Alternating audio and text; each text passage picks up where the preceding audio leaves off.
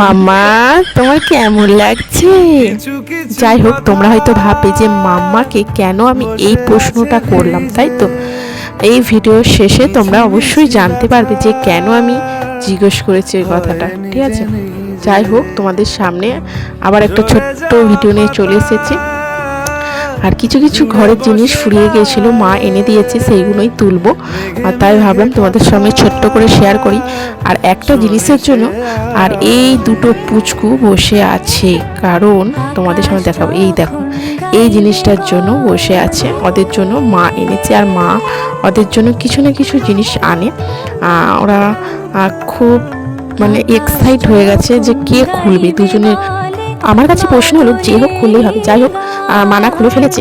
আর আমার মাম্মার সঙ্গে দেখো, একটা তো নিজে তুলে নিয়েছে, এবার দিদিকে দিচ্ছিল, দিদি নেয়নি। এবার হয়েছে গন্ডগোল। কথাই গন্ডগোল, দেখাবো চলো। মাম্মা বলছে দিদি তো নেয়নি। আমি বললাম যাই হোক, তুমি খাও।